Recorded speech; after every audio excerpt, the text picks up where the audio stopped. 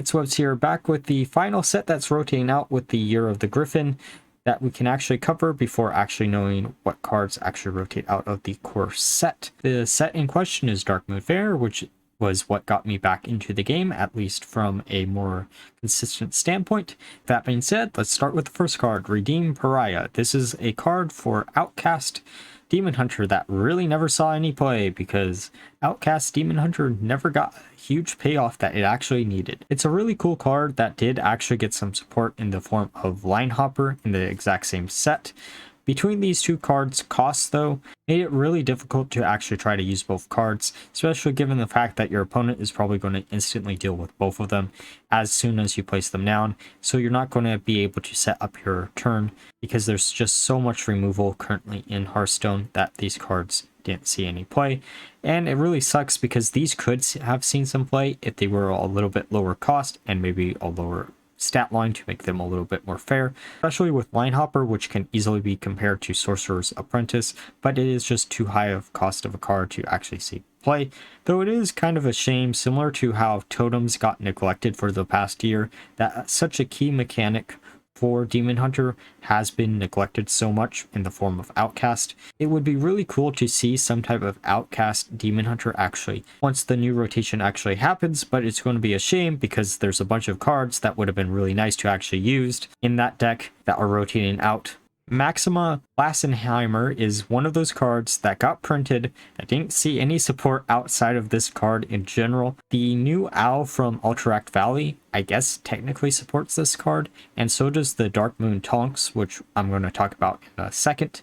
But besides those two cards, there's no real good target for a card like this, especially given the fact that you're probably going to want to run a minimum amount of minions in a deck that's going to want to abuse this, so you're going to have a lot of removal tools, which Hunter in theory doesn't actually have, at least for an AoE, which is something that Hunter overall has been just missing the entire year. Outside of Explosive Trap, it's a really cool card to try to figure out how to make it work.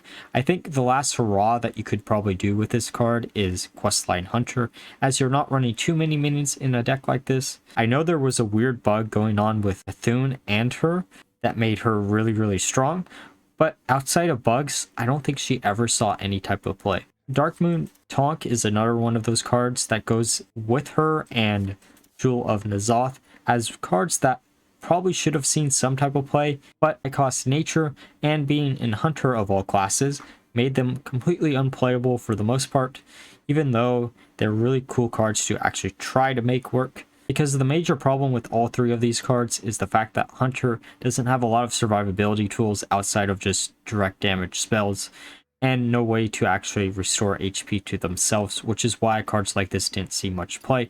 Now let's talk about secrets. Mage got a bunch of secret support in this set, in the form of Game Master, which didn't really ever see any play.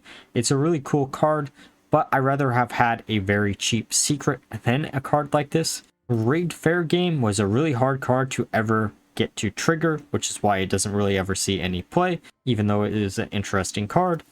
Occult Conjurer is probably the most interesting out of the entire secret support that we actually saw in this set, where it summons an additional copy, and she is the card that actually outcasts Sorcerer Substitute from the Skullmance, as I mentioned in that video. This is one of those cards that fits really nice in Heritage Mage, but at the same time, because there weren't that many strong secrets, why would you try to make Heritage Secret Mage actually work?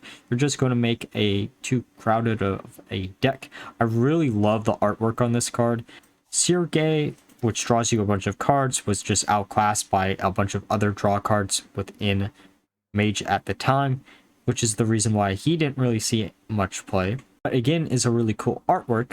It's a shame that they didn't have some other type of big secret payoff besides just drawing a bunch of cards, which would have been a lot better, as it would be kind of anti-synergistic with secrets, because you can only play a limited number of secrets.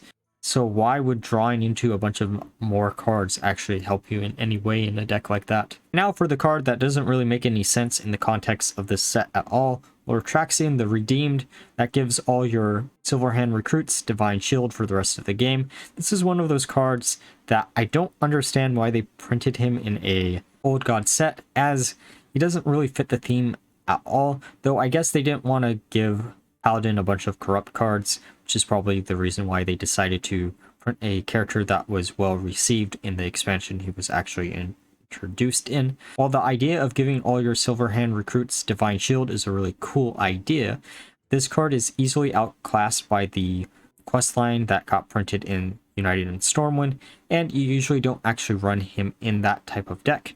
It's a shame too, because if he was a little bit lower cost, he might have actually seen some play, and that questline would have probably been a lot better than it actually is at the current moment. Urel is the other card that's worth mentioning when it comes to Paladin. This is one of those cards that supports a deck that was just rotating out, and it makes no sense why they keep doing this with a bunch of legendaries. There's always like 1 or 2 legendaries that support a deck that's about to rotate out fully, and then it rotates out, and then you're just left with the legendary, and you're like, well, what am I going to do with a card like this? It's annoying for me who like to try to create really creative deck ideas, but when you run into cards like this, which are really good on paper, but doesn't have enough support to actually make it good, to just give you disappointment. And now time for the card that's probably the second biggest disappointment in this entire set, Gryphon. Gryphon was a character introduced in BFA in WoW as a artificial old god, which isn't why he was a big disappointment. The reason why he's a big disappointment is the fact that he isn't supported anywhere in a priest class at all. The best way to actually abuse him was the way that I did in my corrupt priest deck, where you're trying to stack your deck so you can draw into a bunch of high cost cards with him. But if this card was a Warlock card, this card would have seen a lot of play. Really, think about it. Stormwind introduced for Warlock the Demon Seed as a questline. This would have instantly triggered one of the questline steps for Warlock, and there's a bunch of support for self-harm Warlock. Why did they decide to print Gryphon of all cards for Priest? I guess they were going with the whole blood theme for Priest between the Blood Weavers and the Blood of Gryphon, but those two cards don't support Gryphon in any form of fashion. It makes no sense why he has this effect. It annoys the hell out of me because I really love this card. I love the artwork on this card. It's probably my favorite artwork out of the entire set. It's just so whimsical that it isn't even funny. But because it didn't get any support, it never really saw any play, which is a really big shame. Grand Empress has made it on the list of cards that I wanted to try to break before they actually rotated out. The issue with a card like her in particular is the fact that there's no easy way to make her draw into a given card that you actually want to draw into every single copy of. I think she was meant to be a little bit of pre-support for Garroot Rogue, which got added in later, or through the Ticket Masters that also got added in this set, but she's a little bit too slow given her high costs, and there aren't many ways for Rogue currently to shuffle in additional copies of cards into the deck, which makes her very similar to Urel, where she had a deck that probably supported her pretty well before the rotation actually happened, but because some of the cards got rotated out that made additional copies, card like this never really saw any competitive play or even at a casual level. And now for the biggest disappointment in this entire set, Eyesore.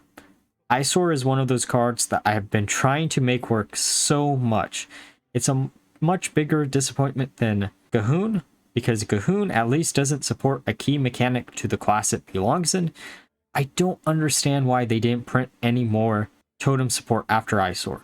It just doesn't make any sense to me. Maybe they were afraid that it was going to do too much, but at the same time, it could have been an easy card to nerf. There's an easy way to fix a card like this. Just make it a aura effect for the rest of the game.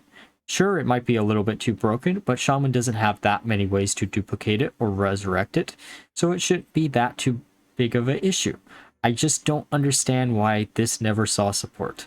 I remember when Darkmoon Faire was coming out and we weren't seeing many Shaman cards because Blizzard said there was a cool, interesting new way to play Shaman that they were going to reveal when the final reveal happened. And that cool, interesting way was through Nara Stormcrash, aka Enhancement Shaman.